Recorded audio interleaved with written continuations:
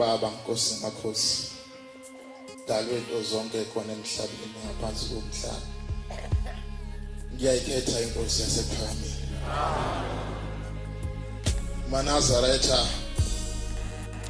siphiwe ezulwini singabantwana abancane uba sikhulume ngemisebenzi yenkosi enkulu uthi ngolwenkosazana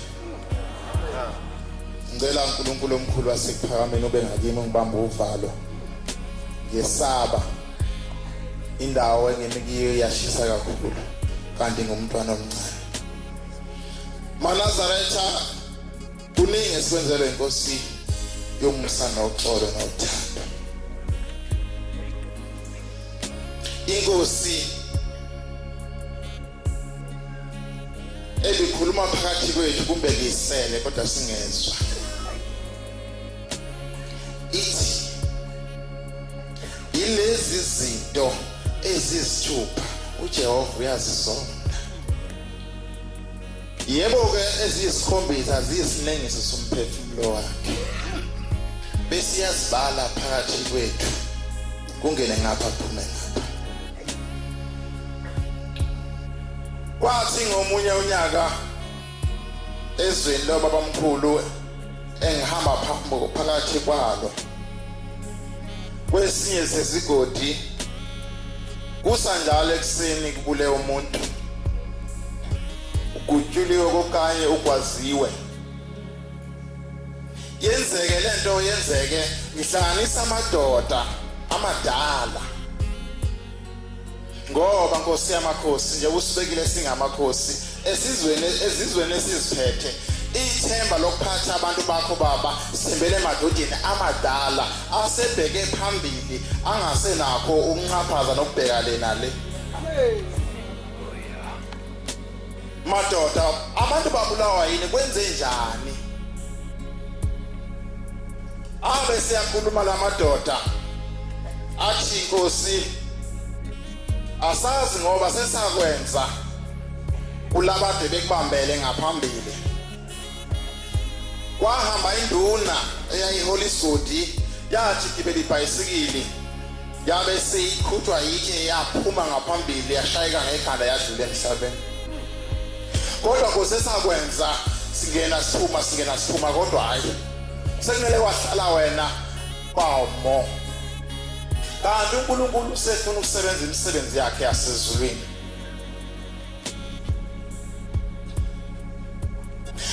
nebala sabe sesiwenza inhlelo zokuthi cha mina nginayo inyanga enkulu yasezulwini madoda bayasipha abantu ngoba uma ngabe ufika phansi kwabo inkosi usebembethele ngobe emhlophe bakhama nokuthi sesithola inkosi esizosiphoqa uba sikholwe siye kutshwala bethu siyeke konke lokhu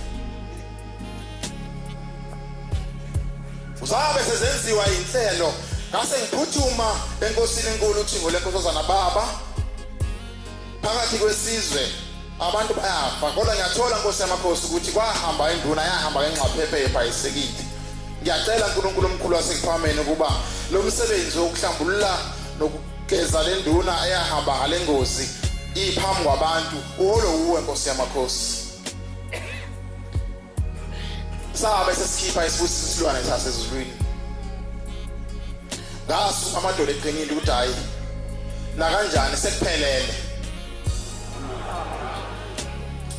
ngabe sengithatha umshumalo umpinga namakholo aselifikile ilanga loba wenziwe lomkhosi emzini wenduna sesibekiwe nelwane zokulungisela lo msebenzi wathi Manazaretha amaqedwa ukufundwa umthandazo umshumalo umpinga kwasukuma umama oyisayoni wayefaka izihlaza wasesizweni sakwamabaso esinikene naso wathi ngicela ukukhuluma umuntu kaNkulunkulu wabe semnika ithuba umshumayeli umpinga bayamazi amaningi uthi lo mame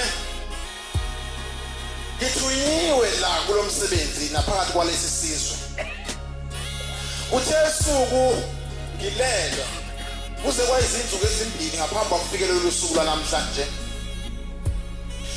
ngabona kukhanga ibhasi elimhlophe weManazaretha khona inkinga ekhona.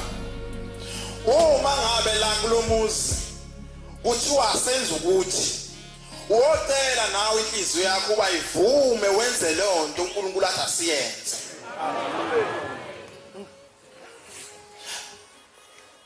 Ngibone ukhamla ibhasi elimhlophe elibhalwe ngamagama ahlaza ngapha enhlangothini. Liza lebhasi imile linesitobhini lihambe libaxosha theba lifika kimi ngithi ngiyangena wasiyavala umshayeli kodwa ngambona lo mshayeli ukuthi ufaka umjimbo omhlophe nesigqoko esinyama esinophapho olubomvu ekhanda.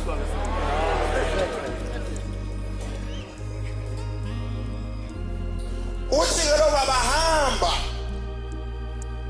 Jona uthi ungeke wena ukwazi ukungena kuleli bhasi awufanele ukungena kuleli bhasi. Hamba uye lapha emzini wakwaZwane usho ukuthi nenduna sayingenile emkhumbini wasezulwini. Kambe wena kwathi mhla kunikelelo leli bhasi wanikela na? Kothi mase kufika ivunguvungu kanjalo iliphi ibhasi lokutakula na?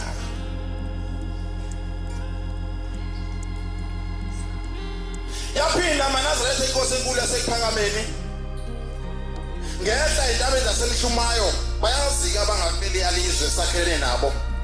Mawehla usuka endaweni okuthiwa kusogungweni wehla ubheke phansi lapha kithi okhona khona inkantolo. Siyehlela ukhuluma umgwaqo uyehla. Ngihamba nezinye zeyinduna. Siya lapha enkantolo khona umntaba esiyolungisa. Wathi mayithi imoto ishayelwa umshayeli.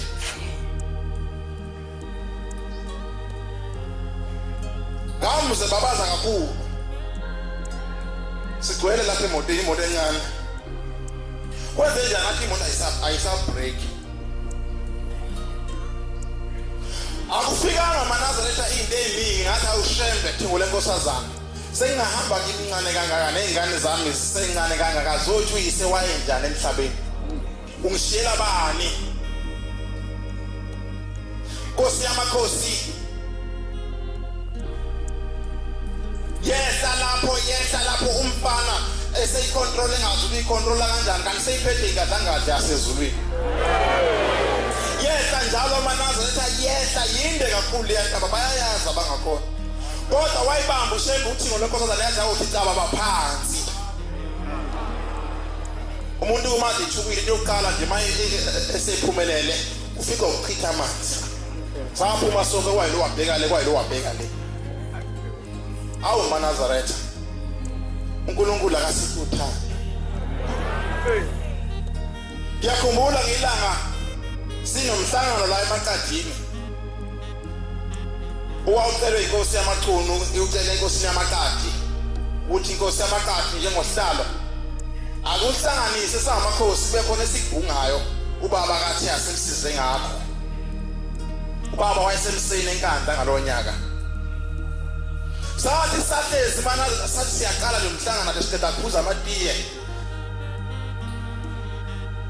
Bangena ithunywe ezaziphuma enkosini yamakhosi enkanda. Uba usezwe ngani ukuthi sila ngabe sibitshwe inkosi yamaqadi ukuthi sizobe sihlangene la? Lathi izilamazi makhosi kusasa ngicela ukuba nifike enkanda. Samisa konke. Sawubeka phansi umhlangano sasiphuma siyolunga. Yayikhona inkosi yakwaNdlovu endala ngiyakhumbula. Sasibophela ngasala siphuma siya khona enkanda. Sangena umfundisi uGumede wamangala ukwenze njani amakhosi angena eseshaya umqobo kwenze njani. Ngoba esesibizile umnikazi. Safi sangena ngaphakathi. Ngaqala ungena ngaphakathi endlini kababa. Kodwa ngifuna ukusho igama libelinye ukuthi ubaba wakhuluma nathi njengamakhosi. Wawungekho wena. Mhlawumbe okanye wawusemasimini ngini? Mhlawumbe wawunebe endlini yakho. Kodwa ubaba uthole inkosazana la khuluma nathi njengamakhosi.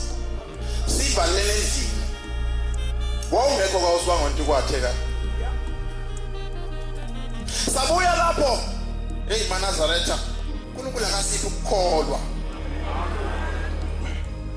Ake sihlukane lapho. Inkosi yamakhosi ibisho imihla namalanga ithi uma singaboni ngasoli asihlale phansi. sibonisane ngomoya wokukholwa. Siyacela Jingo lenkosazana utayi. Omama bakhulumile ebusuku bathi usiphile uthando. Uthando lwethu siyavuma, uthando lwethu oluphambi kwethu.